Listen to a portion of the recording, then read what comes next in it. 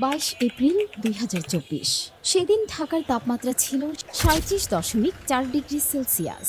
রিকশা চালক আব্দুল আউয়াল প্রতিদিনের মতো সেদিনও রিকশা নিয়ে বের হন ঢাকার রাস্তায়। টানা কয়েকদিনের তীব্র তাপদাহের মাঝে ক্লান্ত হয়ে গেলেও কিছু করার ছিল না রিকশা চালক আব্দুল আউয়ালের। 22 এপ্রিলও প্রচণ্ড রকম ক্লান্তি অনুভব করেন, তীব্র গরমে ঘামাতে থাকেন। বিকেল 4টার দিকে ঢাকা মেডিকেল নার্সিং কলেজের পিছনে রিকশা নিয়ে যাওয়ার সময় চলন্ত অবস্থায় হঠাৎই রিকশা থেকে পড়ে যান তিনি। সারা শরীর কাঁপতে থাকে তার, আর সেখানেই মারা যান আব্দুল আউয়াল। 5 মিনিট আগেও যিনি বেঁচে ছিলেন, রাস্তাতেই তার জীবনের গল্প শেষ করে দিল হিট স্ট্রোক। হ্যাঁ, হিট স্ট্রোক একটি নীরব, ভয়ঙ্কর ও অদৃশ্য ভার, যা মুহূর্তেই কেড়ে নিতে পারে একটি প্রাণ। প্রায় সময়, বিশেষ করে গরমকালে পত্রিকা খুললেই হিট স্ট্রোকে মৃত্যুর খবর চোখে পড়ে। দক্ষিণ এশিয়ায় এপ্রিল থেকে জুন পর্যন্ত তীব্র গরম থাকায় হিট স্ট্রোকে আক্রান্তের সংখ্যা অনেক গুণ বেড়ে যায়। আর এই গরমের প্রভাব চলতে থাকে জুলাই এবং আগস্ট মাস পর্যন্ত। বাংলাদেশের ইতিহাসে সর্বোচ্চ তাপমাত্রার রেকর্ড গড়ে 2024 সালের এপ্রিল মাস।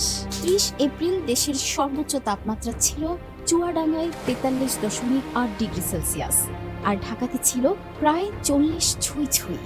ঢাকা ট্রিবিউনের এক রিপোর্ট অনুযায়ী সে বছরে হিট স্ট্রোকে প্রায় 700+ মানুষের মৃত্যু হয়। এই তো গেল বাংলাদেশের হিসাব। পাকিস্তানের মৃত্যু হয়েছিল অন্তত 586 জনের। সমগ্র ইউরোপ জুড়ে জুন থেকে জুলাই মাসে হিট রিলেটেড মৃত্যুর সংখ্যা ছিল 24-এরও বেশি। এবছরও ঢাকার সর্বোচ্চ তাপমাত্রা উঠেছিল 39.2 ডিগ্রি সেলসিয়াস। দেশের অন্যান্য অঞ্চলের তাপমাত্রাও ছিল 40-এর আগে পড়ে, যার ফলে এবারও হিট স্ট্রোকে আক্রান্ত ও মৃত্যুর সংখ্যাটা ছিল অনেকটাই বাড়তি। এবার চলুন একটা সহজ হিসাব দেখে নিন, যা আপনার হিট স্ট্রোকের ধারণা আর ভয়াবহতাকে আরো ক্লিয়ার করবে। বিশ্ব স্বাস্থ্য সংস্থা WHO অনুযায়ী 2000 থেকে 2019 সালের গড় ভিত্তিতে প্রতি বছর গড়ে প্রায় 4,89,000 হিট রিলেটেড মৃত্যু হয়েছে, যার মধ্যে 45% এশিয়ায় এবং 36% ইউরোপে। তাহলে বুঝতেই পারছেন বাংলাদেশ দক্ষিণ এশিয়ার দেশ হওয়ায় কতটা ঝুঁকিতে আছে।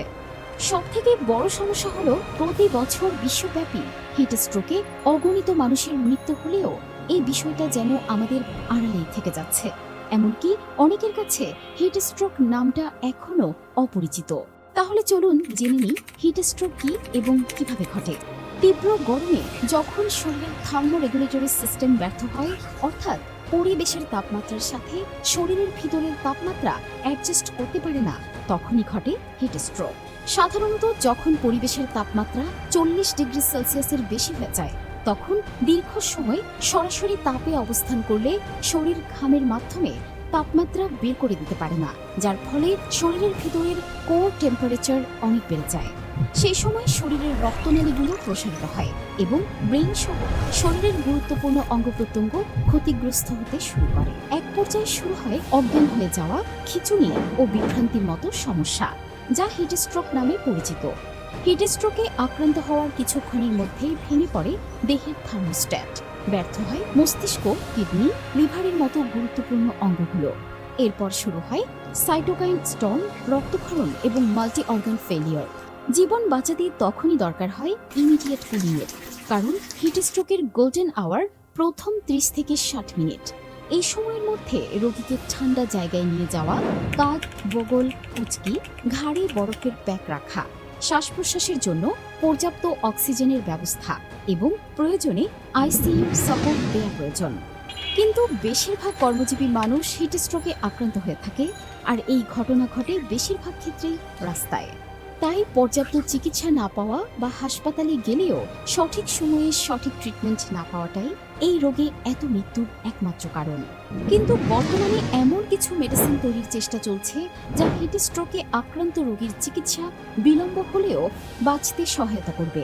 এমনই এক সম্ভাবনাময় চিকিৎসা হল রিকম্বিনেন্ট সলিউবল থ্রম্বোমোডুলিন, যা প্রি ক্লিনিক্যালি 2014 সালে এক্সপেরিমেন্টাল মাইস মডেল এবং 2015 সালে মাউস মডেলের মাধ্যমে নিউরোপ্রোটেক্টিভ স্টাডি, সেই সাথে 2019-এ ক্লিনিক্যালি প্রমাণিত। 2019 সালে জাপানে জাতীয় পর্যায়ের অবজারভেশনাল স্টাডিতে দেখা যায় 1606 জন হিটস্ট্রোক রোগীর মধ্যে 556 জনকে হিটস্ট্রোকের 2 দিনের মধ্যে টিএম বা অ্যান্টিথ্রম্বিন দেয়া হলে হসপিটাল মোর্টালিটি প্রায় 6.5% কমে যায়। কারণ অ্যান্টিথ্রম্বিন শরীরের অভ্যন্তরে ছোট ছোট ব্লাড ক্লটিং বা ডিসেমিনেটেড ইন্ট্রাভাস্কুলার কোয়াগুলেশন বন্ধ করে। আর এই ডিসেমিনেটেড ইন্ট্রাভাস্কুলার কোয়াগুলেশন এবং মাল্টি অর্গান ফেলিওর হিটস্ট্রোকে মৃত্যুর একমাত্র কারণ।